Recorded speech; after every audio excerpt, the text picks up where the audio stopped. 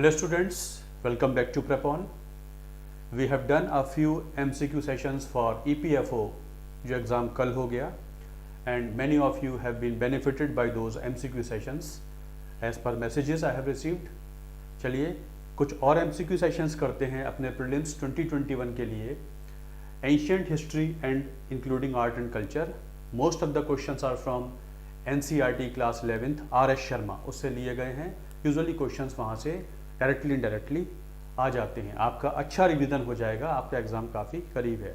Late us do certain questions on art in ancient history and some aspects of art and culture. Consider the following statements about Indus towns. Indus towns के बारे में कुछ statements हैं, इनको देखिए. Except a few towns all the towns lacked planned layout. कुछ शहरों को छोड़ दें, हड़प्पा, मोहनजोदाड़ो, कालीबंगन वगैरह को, बड़े शहरों को छोड़ दें तो बाकी शहरों में वो प्लानिंग नहीं दिखाई पड़ती. पहला statement. Since most of the towns were located on the banks of the river wooden structures were used. ज़्यादातर शहर नदियों के किनारे हैं तो वुडन स्ट्रक्चर्स इस्तेमाल किए गए हैं. तो इनमें से कौन सा सही है? पहला सही नहीं है. Except a few towns all the towns more और लेस शो प्लान्ड स्ट्रक्चर. कुछ ही शहरों में नहीं, ज़्यादातर शहरों में टाउन प्लानिंग बहुत अच्छे तरीके से दिखाई गई है और वुड्स का इस्तेमाल नहीं हुआ है. मड ब्रिक्स या बर्न्ड ब्रिक्स का इस्तेमाल ज़्यादा दिखाई पड़ता है. इंडस में जो उत्खनन हुआ है, एक्सकेवेशन हुआ है, उसमें ईंटों का इस्तेमाल ज़्यादा दिखाई पड़ता है. लकड़ी का इस्तेमाल नहीं ज़्यादा होता था. It was most of the time they used bricks made of mud. कच्ची या पक्की ईंटों का इस्तेमाल ज़्यादा करते हैं. तो दोनों ही सही नहीं है. सभी शहर प्लान्ड स्ट्रक्चर में मिलते हैं. सड़कें हैं, सड़कों के में ब्लॉक्स एक दूसरे को 90 के कोण पे काटती हैं. उनमें ब्लॉक्स बने हुए हैं. ब्लॉक्स में एक से मकान बने हुए हैं. दो मकानों की दीवार कॉमन नहीं है, उनके बीच में एक बाई लेन हुआ करती है. डोर्स हमेशा बाई लेन्स में खुलते हैं, मेन रोड पे नहीं खुलते हैं. मोटे मोटे तौर पे ये सारे फीचर्स लगभग सब जगह दिखाई देते हैं, थोड़े बहुत चेंजेस के साथ. और वुड का इस्तेमाल नहीं होता है, ईंटों का इस्तेमाल होता है. They use to construct bricks structure. तो दोनों ही गलत है. All the towns show planned layout with towns divided into 2 or 3 sections with well defined sections. They use mud burnt bricks as building material, not wood. All these questions have been taken from NCERT verbatim as it is. बिल्कुल बिल्कुल वहीं की लाइनों से लिए गए हैं NCERT. Which of the following structures have not been found in the Indus cities? इनमें से कौन से स्ट्रक्चर्स इंडस सिटीज में नहीं पाए गए हैं? Warehouses, armoury, gateways, staircase, sanctum sanctorum. इनमें से कौन से स्ट्रक्चर इंडस शहरों में नहीं पाए गए हैं? वेयर हाउसेज या शास्त्रागार. आर्मरी, वेयर हाउसेज जहाँ पर कुछ भी होल्ड कर सकते हैं, सामान, ट्रेडिंग का सामान होल्ड कर सकते हैं, अनाज होल्ड कर सकते हैं. गेटवेज बड़े बड़े द्वार, या स्टेयरकेस जीने या सीढ़ियाँ, या फिर गर्भगृह जहाँ मूर्ति की स्थापना होती है. तो कौन कौन से नहीं पाए गए हैं? Warehouses have been found. Granaries बड़ा इंपॉर्टेंट फीचर है इंडस सिटीज़ का. बहुत सारी ग्रेनरीज पाई गई हैं. मोहनजोदाड़ो का तो सबसे बड़ा स्ट्रक्चर ही ग्रेट ग्रेनरी है, महाअन्नागार है. They use to hold lot of grains.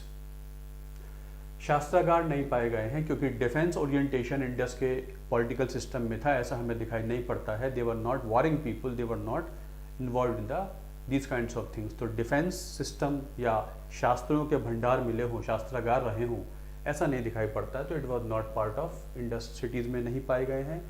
Gateways वगैरह मिले हैं हमको, शहरों से कुछ बड़े बड़े गेट मिल गए हैं कुछ जगहों से जिन पे कुछ होर्डिंग वगैरह भी लगे हुए हैं. तो गेटवेज हैव बीन फाउंड. सभी कुछ मकान 2 मंजिला भी होते हैं तो स्टेयरकेसेस भी मिली हैं, सीढ़ियाँ भी मिली हैं.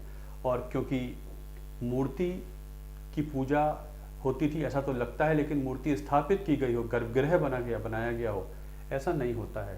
तो आर्मरी और sanctum sanctorum have not been found in the cities of Indus, even though warehouses, gateways and stairways this way that way have been found. So 2 and 5 is the answer. Not enough weapons oriented towards warfare have been found. No temple structures having sanctum sanctorum have been found. Granaries for collection of food grains have been found. Gateway having symbols like alphabets have been found from Dholavira. Dholavira से gateway के structure मिल जाते हैं। आप अगर देखेंगे प्रेपॉन पे एक धौलावीरा का वीडियो मैंने बनाया है, वहाँ पे इसको दिखाया भी है, पिक्चर के तौर पे दिखाया भी है। और ज़्यादा जान सकते हैं आप धौलावीरा के बारे में, अगर आप धौलावीरा पे एक वीडियो है उसे देख सकते हैं। So this way this was the thing. So consider the following statements about the Indus civilisation. Indus के बारे में कुछ स्टेटमेंट्स हैं। छोटे छोटे पैराग्राफ्स को लिया है मैंने, क्वेश्चंस में कन्वर्ट किया है ताकि रिवीजन सा हो जाए, एनसीईआरटी भी कवर हो जाएगी। The area inhabited by the Harappans received scanty rainfall. जहाँ इंडस के लोग रहते थे वहाँ पे बहुत कम वर्षा होती थी। पहला statement, they constructed water reservoirs on large scale for domestic consumptions. और हमको बहुत सारे वाटर के पॉन्ड्स मिल जाते हैं, रिजर्वायर्स मिल जाते हैं, ताकि जब पानी कम होता है तो पानी इकट्ठा कर लिया जाए, वाटर कलेक्शन कर लिया जाए, जैसे कि आजकल कई जगह पर हो जाता है। तो इनमें से कौन सा स्टेटमेंट करेक्ट है? 1 is correct, 2 is correct, both are correct and 2 explains 1 correctly, और both are incorrect. So there is no indication that there was scanty rainfall. Even बात होती है फ्लड की, बार बार बाढ़ आ जाती है, तो स्कैंटी रेनफॉल होता है ऐसा तो नहीं इंडिकेशन है वहाँ की स्टडीज से, तो पहला गलत हो जाता है। वाटर रिजर्वायर्स मिल तो जाते हैं, लेकिन वाटर रिजर्वायर्स इसलिए होते हैं कि बाद में जब सूखा पड़ेगा तो पानी यहाँ से इस्तेमाल करेंगे, ऐसा कोई इंडिकेशन नहीं है। Even though great bath has been found, but it is more oriented towards religious association उसका ज़्यादा है, ना कि डोमेस्टिक वाटर कंजम्पशन। तो दोनों ही स्टेटमेंट गलत हो जाते हैं, both are incorrect. There are no indications that the area received scanty rainfall. They constructed reservoir like Great Bath for religious purposes. There are no indications that they faced water shortage for domestic consumption. Next, consider the following statements about Indus economy. Indus economy पिछले 2-3 सालों से आपके civil services exam में economy पे questions बहुत आने लगे हैं, चाहे वो एंशिएंट इकोनॉमी हो या मिडिवल इकोनॉमी हो, उससे संबंधित टर्म्स आ जाती हैं, फ्रेजेस आ जाते हैं, स्टेटमेंट्स आ जाते हैं। इंडस इकोनॉमी के बारे में कुछ statements. All the people were food producers. Indus के लोग, सभी लोग अपने अपने खाने के लिए फूड प्रोड्यूसिंग की ऑक्यूपेशन करते हैं। It was a subsistence economy, और ये सब्सिस्टेंस इकोनॉमिक पैटर्न हुआ करता था। इंडस इकोनॉमी की बात कर रहे हैं, इनमें से कौन सा स्टेटमेंट करेक्ट है? So not everybody was involved in food producing. Not everybody was involved. Some people were involved in food producing, but some were involved in trading also. तो सभी लोग फूड प्रोड्यूसर्स हैं ऐसा नहीं जान पड़ता है। और it was not a subsistence economy, it was a surplus economy. It was a surplus economy. Trade बहुत बड़े स्तर पे किया करते थे। It was a surplus economy. Subsistence economy का मतलब है सभी अपने जीवन यापन के लिए उतना ही पैदा कर पाते हैं जितना कंजम्पशन के लिए ज़रूरी है, but they were producing more in which they use to trade also. West Asia से वो व्यापार भी करते थे, यहाँ की फसलों को वो बाहर भेजते थे, उसके बदले इंपोर्ट करते थे। तो it was not just a subsistence economy. Subsistence economy होगी तो व्यापार डेवलप नहीं हो पाएगा, एक्सपोर्ट डेवलप नहीं हो पाएगा। तो दोनों ही स्टेटमेंट गलत हैं, neither 1 nor 2। The Harappans villages mostly situated near the flood plains produced sufficient food grains, not only to feed for themselves but also to meet the need of town people. They produce sufficient food grains not only to feed themselves but also for the town people. They must have worked very hard to meet their own requirements as well, those of the artisans, merchants and other who lived in the city and who were not connected with the food producing activities. NCERT page number 59, 11th class NCERT, वहाँ का paragraph है। इसका मतलब वहाँ पर subsistence economy नहीं थी, surplus economy थी। सभी लोग एग्रीकल्चर नहीं करते थे, कुछ लोग व्यापार वगैरह में इन्वॉल्व हुआ करते थे, उनके लिए भी कुछ लोग फूड प्रोड्यूस किया करते थे। So this is another question. Consider the following statements about Indus civilisation. The cultural homogeneity and uniformity of features indicate the existence of central political authority. सभी शहरों में कल्चरल फीचर्स यूनिफॉर्म से दिखाई पड़ जाते हैं और कुछ कल्चरल होमोजेनिटी का इंडिकेशन दिखाई पड़ता है। इससे लगता है कि शायद एक सेंट्रल पॉलिटिकल अथॉरिटी हो जो पूरे सिस्टम को चलाती हो, कि कल्चरल यूनिफॉर्मिटी ज़्यादा दिखाई पड़ जाती है। पहला statement, the Indus traders were great exporters of textiles and jewellery. और इंडस के जो एक्सपोर्टर्स थे, ट्रेडर्स थे, वो बहुत ज़्यादा यहाँ से टेक्सटाइल और ज्वेलरी एक्सपोर्ट करते थे। इनमें से कौन से स्टेटमेंट सही हैं। सो ये जो ह्यूमोजिनिटी मिलती है, कल्चरल ह्यूमोजिनिटी मिलती है, यूनिफॉर्मिटी मिलती है, ये इंडिकेट तो करती है कि सेंट्रल पॉलिटिकल अथॉरिटी हुआ करती है, ऐसा हम मान सकते हैं, लेकिन होती ही थी ऐसा हम कह नहीं सकते। Yes, indication is there, indicate such features indicate that there might be some central political authority, but we are not very sure, हम ज़्यादा श्योर नहीं है, बिकॉज इंडस का पॉलिटिकल सिस्टम क्या था ये हमें अभी तक पता नहीं है, उनकी स्क्रिप्ट का डिसाइफरमेंट अभी क्लियरली नहीं हुआ है, तो हम नहीं जान सकते।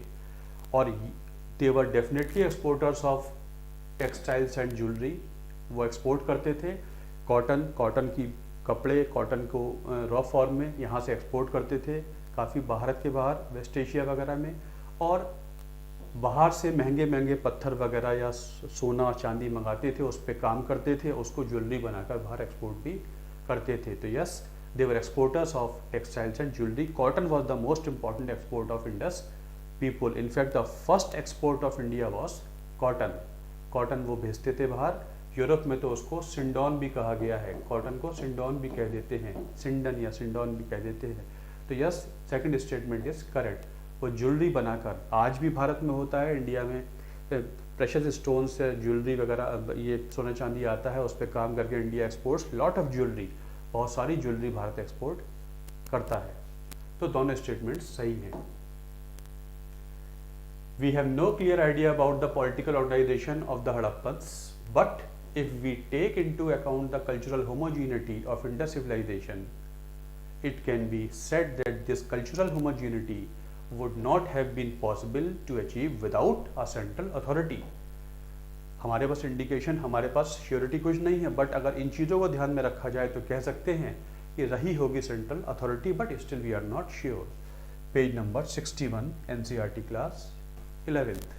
सो इंडस पीपुल की पॉलिटिकल सिस्टम के बारे में हम कुछ भी नहीं जानते, सरमाइज कर सकते हैं, कंटेम्पलेट कर सकते हैं कि शायद पॉलिटिकल अथॉरिटी रही हो, सेंट्रल अथॉरिटी रही हो, क्योंकि हमको कल्चरल होमोजेनिटी और फीचर्स में यूनिफॉर्मिटी दिख जाती है, इसलिए कह सकते हैं। नेक्स्ट क्वेश्चन, इंडस लोगों के एग्रीकल्चरल प्रैक्टिसेस के बारे में। They had good idea of flooding pattern. बाढ़ों का जो आना था, नदियों का पानी के बाहर जो बहाव होता है, ओवरफ्लड हो जाना, उसका उन्हें पूरा आइडिया था। They knew about the double cropping, वो डबल क्रॉपिंग के बारे में भी जानते थे। They had no mechanism to hold the produce, लेकिन हाँ, जो पैदावार करते हैं उसको रखने के बारे के मैकेनिज्म उनको ज़्यादा पता नहीं थे। तो पहला स्टेटमेंट बिल्कुल सही है। वो अपनी खेती का सिस्टम ऐसे बनाते थे कि जब फ्लड प्लेन खाली हो जाता है, जब नदियाँ बाढ़ आती है तो पानी बाहर आ जाता है, जब पानी रिसीड कर जाता है वापस चला जाता है, उसी फ्लड प्लेन पे वो अपनी खेती करते हैं, और इससे पहले कि अगली बाढ़ आएगी उससे पहले वो उसको काट लिया करते हैं, उसको ले लिया करते हैं, अब उसको काट लेते हैं, तो हार्वेस्ट कर लेते हैं। तो this is first is correct. Double cropping भी होती है, ऐसा खेतों में ऐसे संकेत मिले हैं, एविडेंस मिले हैं कि शायद एक लाइन में कुछ एक क्रॉप होती हो, दूसरी लाइन में दूसरी क्रॉप होती हो। डबल क्रॉपिंग के इंडिकेशन भी कालीबंगन से मिले हैं। लेकिन मैंने आपको पहले क्वेश्चन में बताया कि बहुत सारी ग्रेनरीज हुआ करती थी, उनमें ग्रेन्स रखे जाते थे, तो ये नहीं कह सकते कि फूड प्रोड्यूस को होल्ड करने का मैकेनिज्म उनको पता नहीं था। तो first and second are correct, third is not correct. T is the answer. The Indus people sowed seeds in the flood plains in November when the flood water receded, and reaped their harvest of wheat and barley in April before the advent of next flood. Page number 58. In the Kalibangan double plowed field has been found. Harappans used granaries on a large scale. So this is the question. Next question, Indus civilization के बारे में है। With a clear set of evidences available about its origin and end, with the clear set of evidences available about its origin and end, the Indus civilization has been studied with complete precision. Origin and end के बारे में हमारे पास सारे indications हैं, evidences हैं, तो इसको ठीक से पढ़ लिया गया है। पहला statement, the decline of mature Harappan phase was followed by existence of some rural settlements on the same land as was inhabited by the Harappans. तो हड़प्पन की स्टडी बहुत अच्छे एविडेंस मिल गए हैं, तो काफ़ी प्रिसिशन तक हो चुकी है पहला स्टेटमेंट। और हड़प्पा के डिक्लाइन के बाद वहाँ पर कुछ रूरल सेटलमेंट हमको दिखाई पड़ते हैं उसी एरिया में, उसी जगह पर जहाँ कभी हड़प्पा फ्लरिश किया करता था, हड़प्पा सभ्यता फ्लरिश किया करती थी। तो पहला गलत है, ये प्रिसिशन के साथ पढ़ लिया गया है, बिल्कुल ये सही नहीं है। लेकिन ये सही है कि हड़प्पा के ख़त्म होने के बाद वहाँ पर चाल्कोलिथिक कल्चर्स डेवलप हो गए थे, जो रूरल सेटअप के हुआ करते थे, उनका ओरिएंटेशन रूरल हुआ करता था, वो अर्बन नहीं होते थे, जबकि हड़प्पा एक अर्बन सेटअप हुआ करता था। तो ये सही है कि हड़प्पा के ख़त्म होने के बाद वहाँ पर चाल्कोलिथिक कल्चर्स डेवलप हो गए थे। Second is correct, first is not correct. It is as difficult to explain the origin of Harappan culture as its end. हम नहीं बता सकते कि इसका बिगिनिंग और एंड कैसे है। NCERT page 65। The post urban phase of Harappan culture is also known as sub-Indus culture. The late Harappan cultures are primarily Chalcolithic, in which tools of stone and copper were used. Chalcolithic, Chalco माने copper, Chalcolite and stone माने lith. The Chalcolithic people in the later Harappan phase lived in the villages, subsisting on agriculture. Just they were using as a subsistence measure. वो बहुत बड़े स्तर पर इसे नहीं कर पाते थे। Again page number 65-67। तो हड़प्पा ख़त्म होने के बाद वहाँ बहुत सारे हमको चाल्कोलिथिक कल्चर्स की इमरजेंस दिख जाती है, जिनका ओरिएंटेशन या सेटअप रूरल ज़्यादा हुआ करता था, अर्बनिज्म उसमें दिखाई नहीं पड़ता है। और उसकी बिगनिंग और एंड के बारे में हमें ज़्यादा पता नहीं। The Indus people produced both stone and metal art. Indus के लोग स्टोन और मेटल आर्ट दोनों ही बनाते थे। Harappans produced a plain pottery devoid of any features. और जो उनकी पोर्ट्री हमको मिलती है वो बहुत प्लेन है, उस पर बहुत ज़्यादा हमको कलाकृति या कोई डिज़ाइन वगैरह दिखाई नहीं पड़ती हैं। तो पहला स्टेटमेंट तो बहुत आसान है, मेटल आर्ट भी है, स्टोन आर्ट भी है, स्टोन मास्टरपीसेस भी मिले हैं, मेटल की इमेजेस वगैरह भी मिली हैं, डांसिंग गर्ल वगैरह मिली हैं, बिल्कुल सही है। और वो पॉटरी बनाते हैं, बट पॉटरी प्लेन नहीं है, पॉटरी के ऊपर छोटी छोटी आकृति भी दिखाई पड़ जाती है। बिल्कुल प्लेन पॉटरी है ऐसा नहीं है, कुछ छोटी छोटी चित्र हैं वो भी दिखाई पड़ जाते हैं। तो पहला स्टेटमेंट सही है, दूसरा स्टेटमेंट सही नहीं है। First is correct. Stone images of a priest and a bronze dancing girl are remarkable masterpieces of Indus art. Mohenjodaro से dancing girl has been found, एक प्रीस्ट की इमेज मिली है स्टोन की। Indus pottery had many decorative features showing geometrical shapes, birds, tree leaves painted in black and red. तो बिल्कुल plain pottery है ये नहीं कह सकते। हाँ, it was made from the wheel, wheel को चक्के से बनाई जाती थी, जैसे कुम्हार का चक्का होता है उससे बनाई जाती थी, ऐसे एविडेंसेस मिल जाते हैं। तो they use to produce very very beautiful pottery, जिसपे खूब सारे चित्र मिल जाते हैं। Consider the following statements about Rigvedic age. Rigvedic age के बारे में कुछ स्टेटमेंट्स हैं। It was a tribal system of government in which military element was strong. Tribal setup था, जब पॉलिटिकल सिस्टम था वो ट्राइबल था, बट मिलिट्री एलिमेंट इसमें स्ट्रॉन्ग हुआ करता था। पहला statement. Rigvedic people face perpetual challenge to their existence from invading tribes from outside. Rigveda के समय के जो कबीले होते हैं उन्हें बार बार डर लगा रहता था, क्योंकि बाहर से बार बार उनके ऊपर आक्रमण होते रहते हैं। दूसरा स्टेटमेंट। तो first statement is correct, yes it was a tribal governmental setup, tribal setup होता है, और it was more oriented towards military element. जो मिलिट्री एलिमेंट था वो स्ट्रॉन्ग था इनका, तो it was a definitely tribal government, जिसमें जो ट्राइबल असेंबलीज होती हैं उसको मिला के चलते हैं। And they use to you can say, उनका जो मिलिट्री करेक्टर था वो प्रोडोमिनेंट था उनके कल्चर में, that was very very dominating. They use to fight against each other rather, आपस में उनकी लड़ाई ज़्यादा रहती थी। बाहर की ट्राइब्स इन्वेजन उन पर करती रहती हैं बार बार, उनसे डरते रहते हैं, ऐसा दिखाई नहीं पड़ता। Second is not correct, first is correct.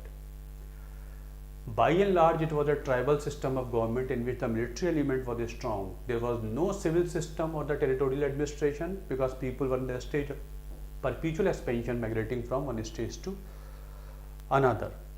So, page number 74. The Aryans were engaged in two types of conflicts. First, they fought with the pre-Aryans, जो पहले से आ चुके हैं उनके साथ लड़ाई है। And they fought among themselves. Intra tribal conflicts rocked the Aryan community for a long time. Intra tribal, आपस में उनकी लड़ाई रहा करती थी, पेज नंबर 71-72। तो इंट्रा ट्राइबल बैटल्स और inter tribal battles within the कबीला और आपस में उनकी लड़ाइयाँ हुआ करती हैं। यूजुअली पशुधन को लेके होती हैं, काव को लेके होती हैं, ग्रेजिंग फील्ड को लेके हो जाती हैं। अदरवाइज बाहर से इन्वेडर्स आते रहते हैं, उनसे वो लड़ते रहते हैं, डिफेंस सिस्टम क्रिएट करते हैं, ऐसा कुछ दिखाई नहीं पड़ता। Even though military element was very very strong. जितना ज़्यादा बड़ी सेना होगी उतना ही अच्छा होगा, ऐसी वो प्रार्थना गॉड से करते रहते हैं। Consider the following features about Indus economy. Large scale rice cultivation Indus economy के बारे में है। चावल की खेती बहुत बड़े स्तर पे होती है। Monetised transaction with a currency agreed upon among traders. जो व्यापारी हैं उन्होंने आपस में एक करेंसी तय कर ली है, उस करेंसी से वो आपस में आदान प्रदान करते हैं, कॉमन करेंसी मान ली है उन्होंने।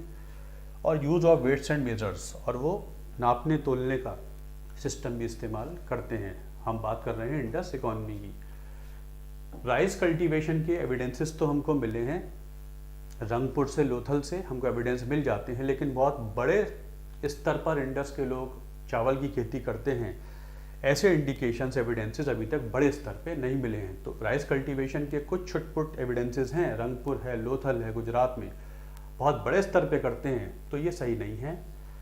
ट्रांजैक्शंस बार्टर सिस्टम से होते हैं, वो आपस में सामान के आदान प्रदान से करते हैं। अभी एक कॉमन करेंसी स्टार्ट हो गई है, व्यापारियों ने कर ली है, ऐसा कुछ दिखाई नहीं पड़ता। ये अभी किसी करेंसी के जरिए वो आपस में आदान प्रदान करते हैं, या तो cow is was medium of exchange या सामान के आदान प्रदान से कर लेते हैं, तो ये भी गलत हो जाता है। लेकिन वेट्स एंड मेजर्स इस्तेमाल होते हैं, ये हमको पता लगा है। कॉपर की लंबी लंबी स्ट्रिप्स मिली हैं जिन पे मार्किंग्स हैं, तो लगता है लीनियर सिस्टम ऑफ मेजरमेंट होता होगा। और पत्थरों के समूह मिले हैं जिनको देख के लगता है कि शायद ये वेट सिस्टम होंगे, उनको देख के लगता है कि ये वेट्स वगैरह हैं, तो वेट सिस्टम इस्तेमाल होता है। तो they used weights and measures, ये सही है, बाकी दोनों सही नहीं है। Though some evidences of rice cultivation have been found, but they are not indicative of large scale cultivation. Barter system was used, no money based transaction would have been found. So this is the answer. So third is correct, D is the answer. Next, consider the following features about ऋग्वैदिक period. Rigveda के बारे में बात कर रहे हैं हम लोग। Use of horse driven chariots, chariots का इस्तेमाल होता है जिन्हें घोड़े उनको हाँकते हैं। आयरन वेपनरी, बहुत बड़े स्तर पर हमको आयरन के वेपन्स मिल जाते हैं। Intra clan military warfare, Rigveda की बात हो रही है। मेंटेनिंग अ स्टैंडिंग आर्मी, इनमें से कौन सा करेक्ट है? तो yes, they used horse driven chariots, chariots इस्तेमाल होते हैं, और घोड़ों का इस्तेमाल बड़े स्तर पे होता है, बिल्कुल सही है। आयरन वेपनरी नहीं होता है, आयरन के बारे में ऋग्वेद के लोगों को ज़्यादा पता नहीं है, अभी आयरन के बारे में कुछ जानते नहीं हैं। ब्रॉन्ज वगैरह के तो हमको वेपन्स पता लग जाते हैं, आयरन के वेपन्स होते हैं। ऋग्वेद में आयरन का इस्तेमाल, ऋग्वेदिक पीरियड में आयरन का इस्तेमाल की नॉलेज थी, ऐसा पता नहीं लगता। इंट्रा क्लैन मिलिट्री वॉरफेयर होता ही है, मैंने आपको बताया। Within the tribal setup they used to fight against each other, बिल्कुल सही है। स्टैंडिंग आर्मी होती है, ऐसा भी नहीं होता। जब वॉर होती है तब सभी कबीले के लोग they used to muster as an army, एक स्टैंडिंग आर्मी हो, परमानेंट आर्मी हो, मेंटेन करते हो, ऐसा नहीं होता है।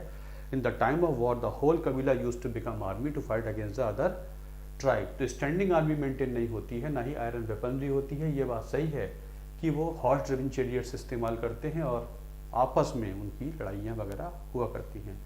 First third is correct, second fourth is not correct, तो B is the answer.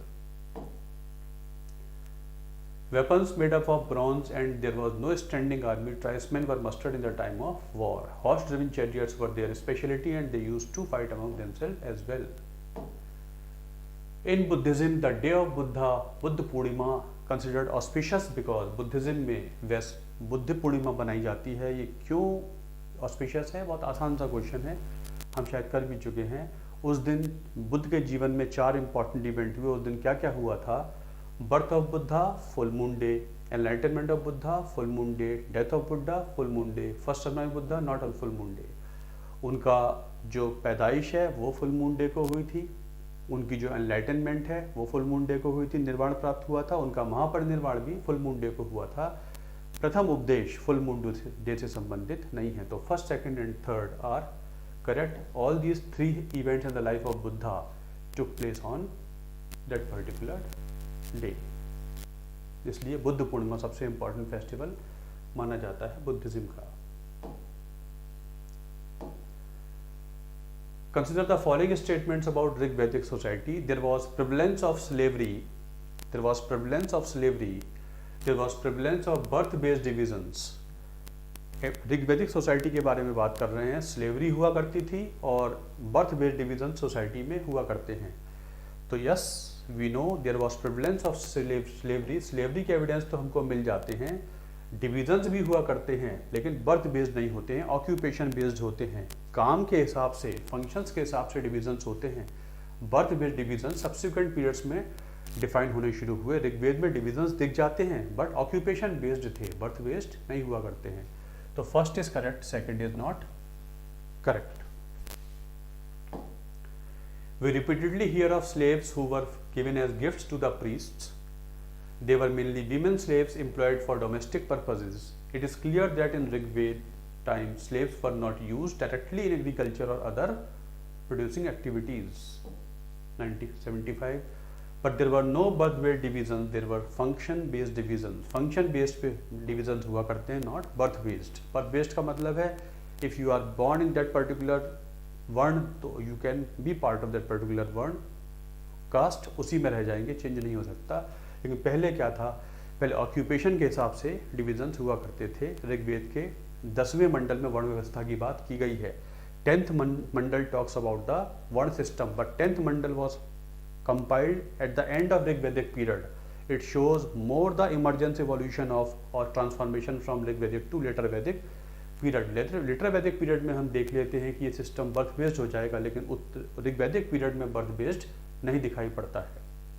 वैसे वर्ण व्यवस्था का पहला इंडिकेशन ऋग्वेद के 10th मंडल में हुआ करता है इन द हिम कॉल्ड पुरुष सूक्त। उसमें बोला गया है कि इस तरीके से 4 वर्णों की उत्पत्ति होती है।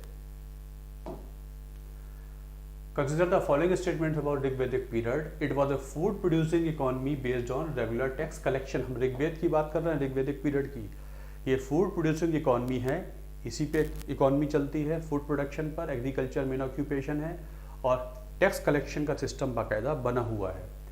Territorial possession was the primary aim of inter tribal war, और ज़मीन का आधिपत्य के लिए ये आपस में ज़्यादा लड़ाई करते हैं।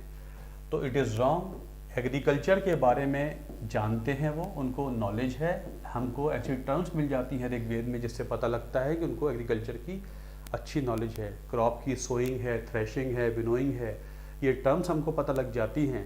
लेकिन एग्रीकल्चर बड़े स्तर पे करते हैं, फूड प्रोड्यूसिंग इकॉनमी है ऐसा नहीं होता। वो सब्सिस्टेंस इकॉनमी में काम करते हैं। उनका पास्टोरलिज्म जो पशुपालन है उस पर ज़्यादा उनका फोकस होता है। It was most pastoral economy than agri economy. Pastoral economy ज़्यादा है, एग्रीकल्चर बेस्ड इकॉनमी ज़्यादा नहीं होती है।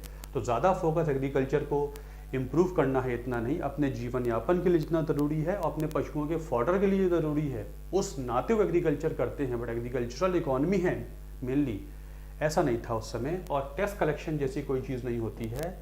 हाँ, जो भी पैदा करते हैं लोग वो उसमें से कुछ बलि अपने ट्राइबल चीफ को दे सकते हैं, जिसको राजन कहा जाता था।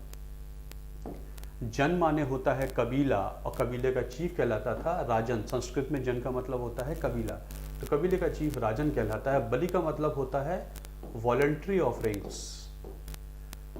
कभी भी एग्जाम में क्वेश्चन आ जाए कि ऋग्वैदिक पीरियड में बलि का मतलब होता है टैक्स, तो it was not a tax, voluntary है। स्वेच्छा से अगर लोग चाहें तो राजन को कुछ देना चाहें तो दे दें। Rajan as a matter of right could not ask for any kind of tax. तो there was no taxation system in the Rigved, and this was not mainly agriculture based economy, it was a pastoral economy. Pastoral economy में क्या होता है? It was mainly based on animal husbandry.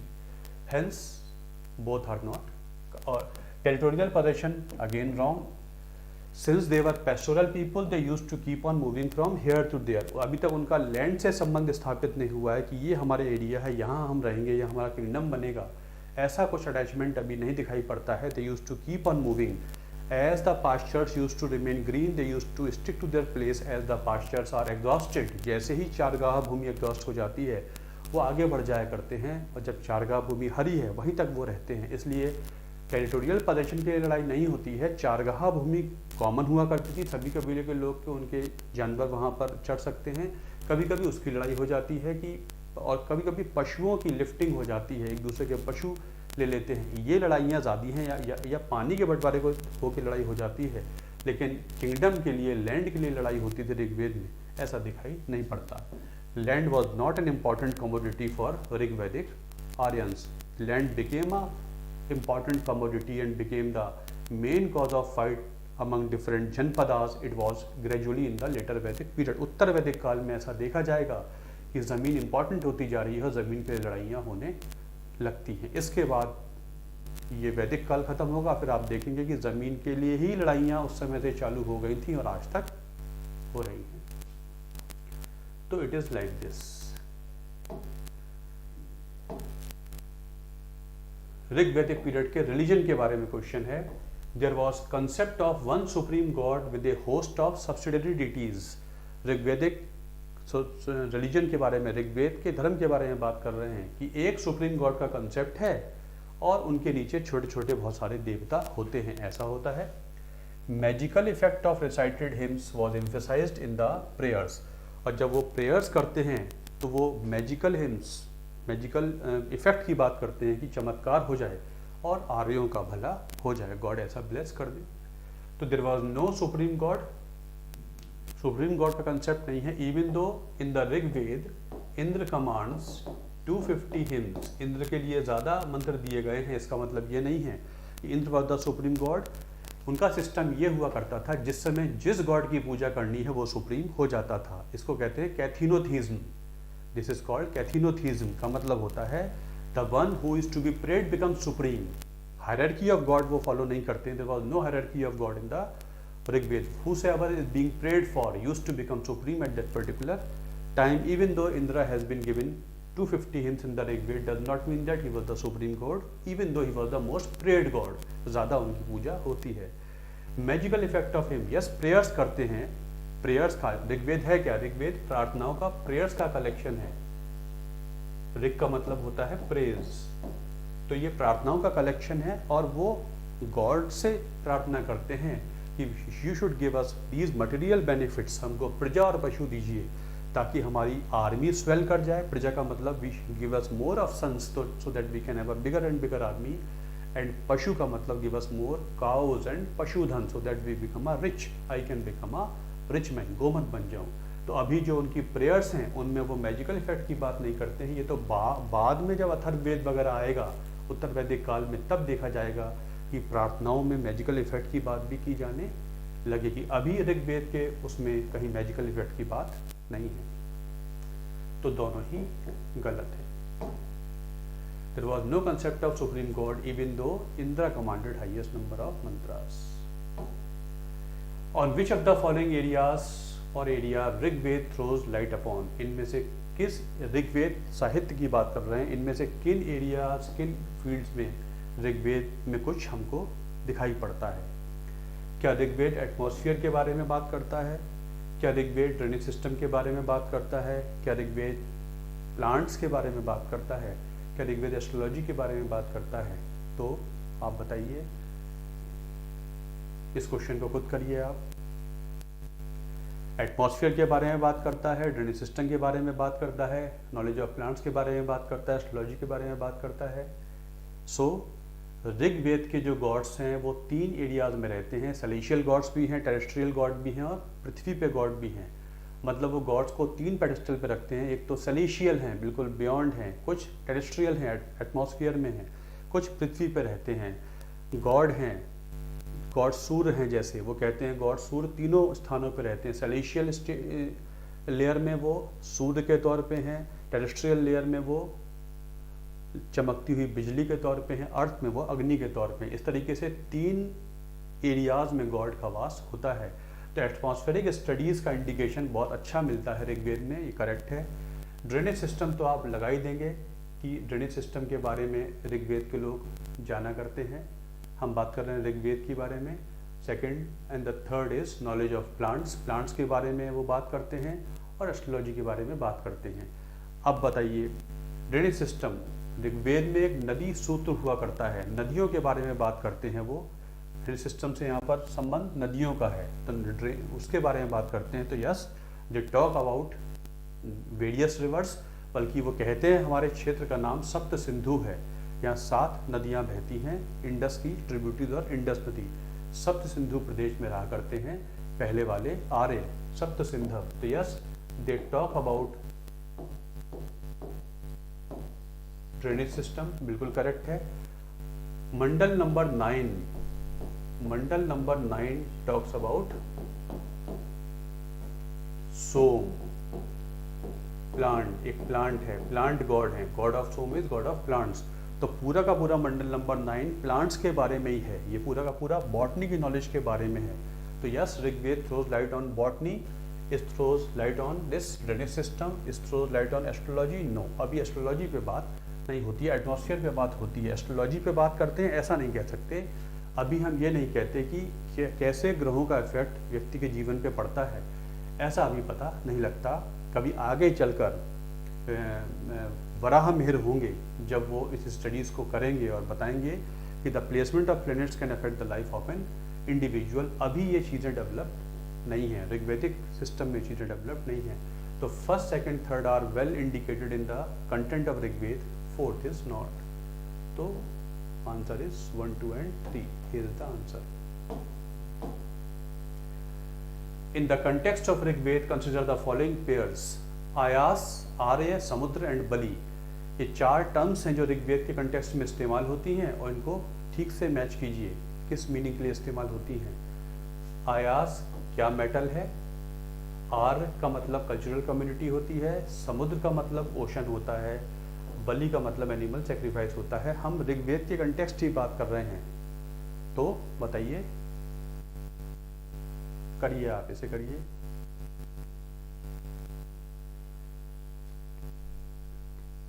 आयास क्या होता है, metal. Are शब्द का मतलब होता है नोबल रेस, है ना।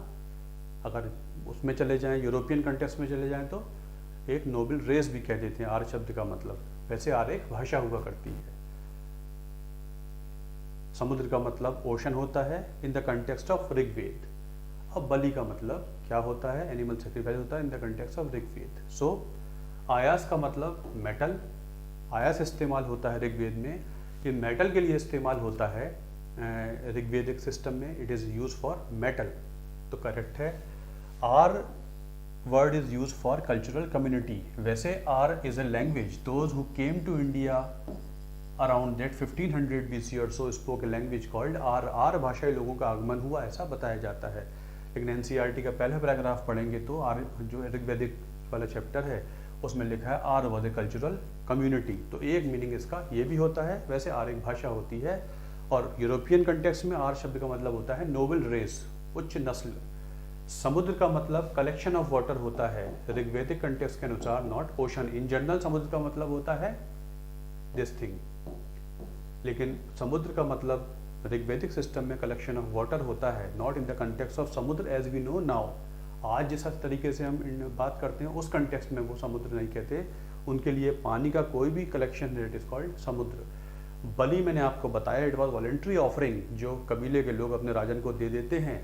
ये एनिमल सेक्रीफाइस नहीं होता था, it was not animal sacrifice. Animal sacrifice Rigvedic period में डेवलप्ड नहीं है, उत्तर वैदिक काल में होगा।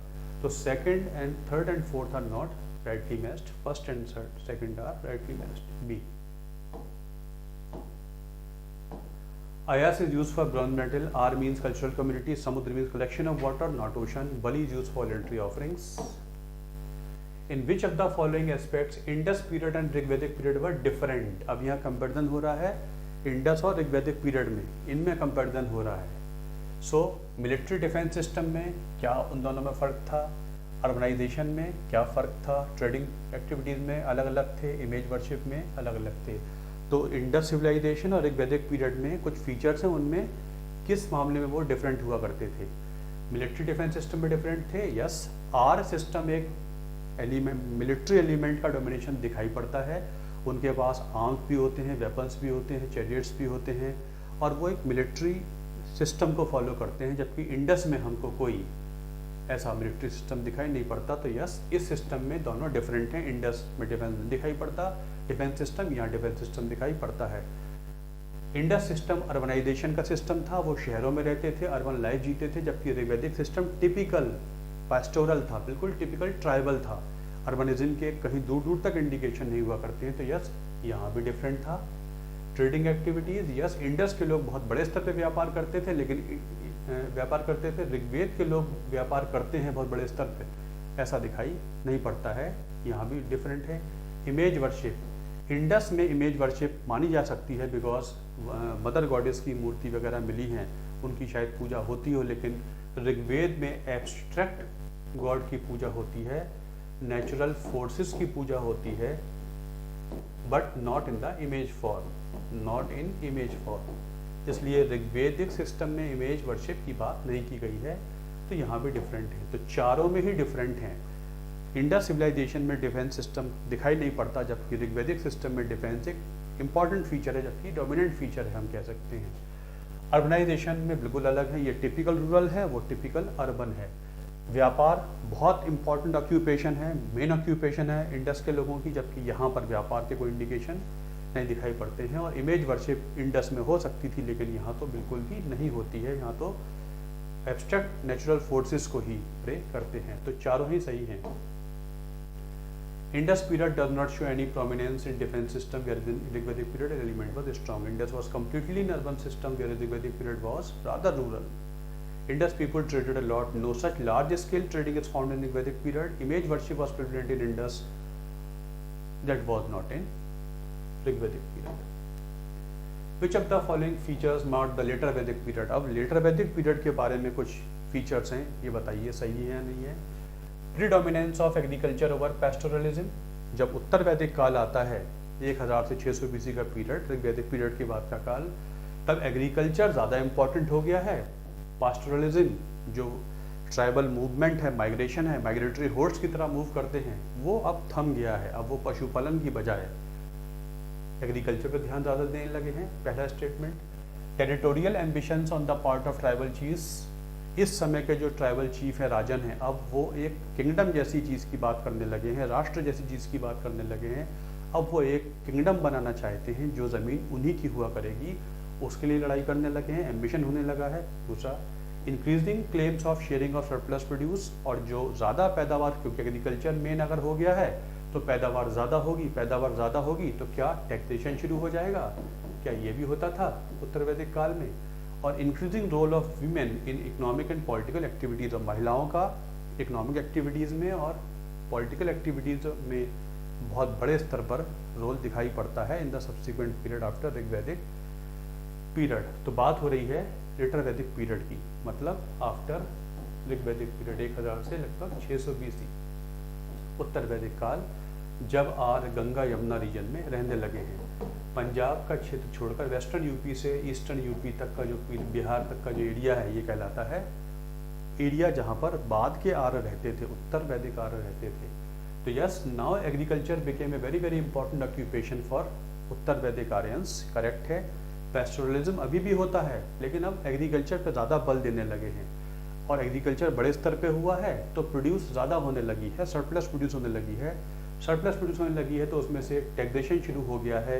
उपज का एक भाग राजा ले लेता है, टैक्सेशन स्टार्टेड। तो उपज का एक भाग राजा ले लिया करता था। टैक्सेशन के एलिमेंट भी हमको दिखाई पड़ जाते हैं। तीसरा भी सही है। Yes, now they wanted to have a particular area under their control, अब वो क्षेत्रों के लिए लड़ाई करने लगे हैं। अब उनका अपना एक जनपद हुआ करता है। दे स्टार्टेड फाइटिंग फॉर जनपद।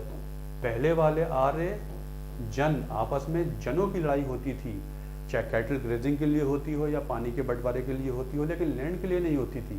क्योंकि इस समय के जनों की लड़ाई जनपदों के लिए होती है। जनपद का मतलब टेरिटोरियल किंगडम वगैरह, ऐसी चीज़ें होने लगी हैं। तो ये भी सही है। Now they wanted to have more and more land under their control. और लैंड इंपॉर्टेंट हो गई है, एग्रीकल्चर से ही पता लगता है। एग्रीकल्चर तभी फले फूलेगा जब लैंड पे रहकर उस पर ठीक से काम किया जाएगा। तो इकोनॉमिक वैल्यू भी लैंड की बढ़ती जा रही है, पॉलिटिकल वैल्यू भी लैंड की बढ़ती जा रही है, यहाँ पर देखेंगे। और चूंकि उससे टैक्सेशन आएगा तो अगेन इकोनॉमिक वैल्यू लैंड की बढ़ती जा रही है। महिलाओं का पार्टिसिपेशन गिरेगा, जैसे जैसे पीरियड आगे बढ़ता जाएगा महिलाओं का रोल कम होता जाएगा। ऋग्वैदिक पीरियड में the women were better placed, they had all the rights to participate in the political activities, they had all the rights to participate in the economic activities। वो मिल के काम करते थे ऋग्वैदिक पीरियड में। they were allowed to, egalitarian society ज़्यादा होती थी, सभी के लिए अवसर थे वहाँ पर। लेकिन उत्तर वैदिक काल में चीज़ें कम होती दिखाई पड़ती हैं। women lost their political rights, they were not that free in the Uttar वैदिक काल। Third was not part of Uttar Vaidik society. पहले तीन फीचर्स बिल्कुल सही हैं। सो B is the answer।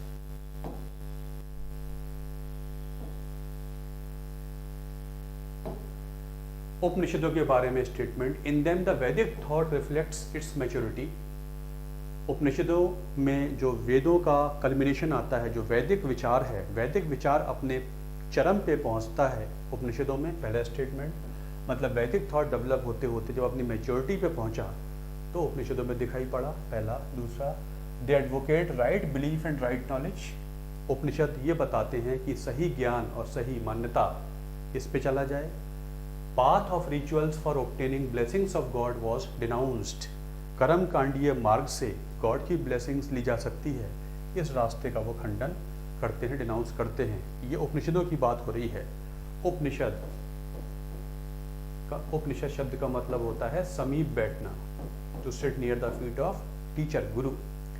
If you sit near the feet of the Guru will guide you, the Guru will show you the right kind of path. The right kind of path is path of right knowledge, right belief। सही ज्ञान, सही belief, सही मान्यताओं का रास्ता दिखाएंगे teacher, इसलिए दे advocate path of ज्ञान, ज्ञान मार्ग बताते हैं उपनिषद। दूसरा भी सही है। और ये कहते हैं कि yes, blessings of god are very very important. God की ग्रेस बहुत ज़रूरी है, लेकिन गॉड की ग्रेस पाने के लिए कर्म कांड नहीं चाहिए हैं। Killing of animals at all is not required, daan dakshina at all is not required, priest at all is not required. पुरोहित हो, दान दक्षिणा हो, पशुओं की बलि हो, इनकी कोई ज़रूरत नहीं है। You can pray to god, god will bless you and you can be one with god. God के साथ सोल का, यूनिवर्सल सोल के साथ संगम हो जाएगा if you follow the right kind of path. तो तीनों ही सही है जहाँ तक उपनिषदों की बात हुआ करती है। तो 1, 2 and 3। Upanishads, also called Vedanta, are considered as concluding portions of Vedas. They reject the path of rituals for obtaining the blessings of gods and advocate a path of right belief and right knowledge to obtain divine blessings. So this is all about few questions on Indus civilization, on Vedic age and something more. तो ये कुछ questions हैं, NCERT based हैं सारे के सारे, so that आपका revision हो जाए। चलिए, if you feel like कि you are getting benefited by these lectures, please do subscribe to Prepon, like भी करें, शेयर भी करें। Thank you very much for attending this video.